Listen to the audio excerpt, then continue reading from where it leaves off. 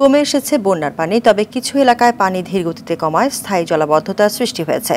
ফেনীর দাগনভূঞাতে পানি কমছে ধীর গতিতে। স্থানীয়দের অভিযোগ, দাঁতনার খালের কারণে দীর্ঘদিন ধরে পানিবন্দী আছে মানুষ। এছাড়া মুসাপুর স্লুইস গেট দিয়ে সাগরের জোয়ারের পানি সহজে লোকালয়ে ঢুকে দুর্ভোগ বাড়িয়েছে। পানিবাহিত রোগে আক্রান্ত হয়ে হাসপাতালে চিকিৎসা নিচ্ছেন শিশু, নারী সহ বিভিন্ন বয়সের মানুষ। আর্থিক সমস্যার কারণে অনেকেই বাড়িঘর মেরামত করতে পারছেন না।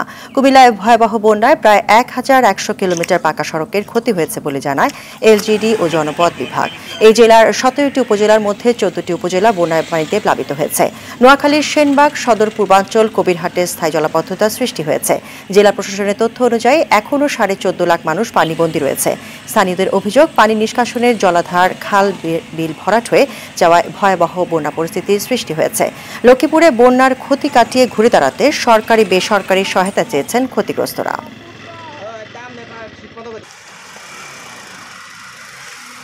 অনেকের ঘরবাড়ি ভেঙে গেছে, অনেকে এখন আশ্রয়হীন আছে, ক্ষতিগ্রস্ত, অনেক আর্থিকভাবে ক্ষতিগ্রস্ত হয়েছে। দোকান ডুবি রয়েছে, দোকানের মাল সামান নষ্ট হয়ে গেছে। বহুত কষ্ট করে চলিয়ে আমার যা মানসানা মানুষ পুঁজি দিচ্ছে সব পানির লাগে চলে গেছে। দাদনার খাল বন্ধ থাকার কারণে আমাদের এখানে জলাবদ্ধতা প্রথম বৃষ্টি থেকে শুরু হয়েছে। ঠিকাদারের অবহেলার কারণে এই রাস্তার দুর্ভোগ, বড় বড় গর্ত হয়ে গেছে, চলাফেরা করতে পারতেছি না, গাড়িগুলো অনেক গাড়ি নষ্ট হয়ে গেছে। যখন আমার গাড়ি খারাপ হয়ে গেছে, গাড়ি ভাঙি গেছে একেবারে, আমরা সত্তর রাস্তাটা মেরামত চাই। বন্যা দুর্গত এলাকার পরিস্থিতি জানাতে ফেনী থেকে সরাসরি যোগ দিচ্ছেন সহকর্মী আজাদ মালদার। আজাদ, বন্যা দুর্গতদের ঘরবাড়ি তো বিধ্বস্ত এবং রাস্তাঘাটেরও বেহাল দশা, তো সব মিলিয়ে সেখানকার অবস্থা সম্পর্কে বিস্তারিত জানাবেন। নাবিলা, আপনি যেমনটি বলেছিলেন যে ফেনীর বন্যা পরিস্থিতি নিয়ে সবচেয়ে ভয়াবহ অবস্থা দাগনভূঞা উপজেলা। এখানে প্রায় 8টি ইউনিয়নের মধ্যে সবকটি গ্রামে এখন বন্যা কবলিত এবং মানুষজন পানিবন্দী অবস্থা মানবতা জীবনযাপন করছে। তো এখানে আমি এখন দাঁড়িয়ে আছি ফেনী দাগনভূঞা উপজেলার সদর ইউনিয়নের ফতেপুল্লাপুর গ্রামের বীর মুক্তিযোদ্ধা নুরুল আলম মোল্লা সড়কে। আমার পিছনে রয়েছে যে বসুরহাট আঞ্চলিক মহাসড়ক। তো এই সড়কের যে বেহাল দশা এবং করুণ দশা, যে এখানে যে বর্ষা 1 হাঁটু পানি গড়িয়েছে, এই এখন পর্যন্ত এটা মেরামতের কোনো খবর নেই।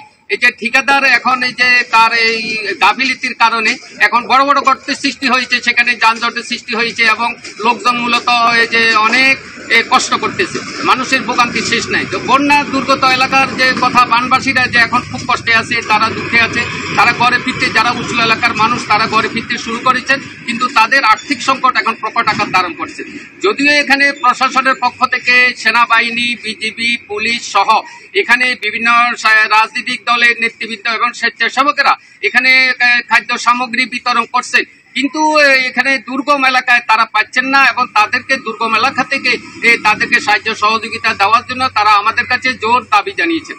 তো এখানে এই যে দাদনা খালের কথা বলা হচ্ছে, যে এটা আসলে এখন দাগনভূঞাবাসীর একটা মরণ ফাঁদে পরিণত হয়েছে। কোম্পানিগঞ্জ এবং দাগনভূঞাবাসীর পানি নিষ্কাশনের একমাত্র পথ হলো এই দাদনা খাল। এই দাদনা খালটি গত 15 বছর যাবৎ সংস্কার নেই, মেরামত নেই, এবং মেরামতের নামে যে সমস্ত বরাদ্দ এসেছে, সাবেক জনপ্রতিনিধিরা কোটি কোটি টাকা লোপাট করেছে, পুকুর চুরি করেছে, দুর্নীতি করেছে, কিন্তু কাজের কাজ কিছু হয় না। মানুষের দুর্ভোগ আরো বেড়েছে, মানুষ এখন পানিবন্দী অবস্থা মানবতা জীবনযাপন করছে, তারা আর্থিকভাবে সরকারিভাবে সাহায্য সহযোগিতা কামনা করছেন। এই ছিল আমার কাছে সর্বশেষ ফেনী থেকে নাবিলা।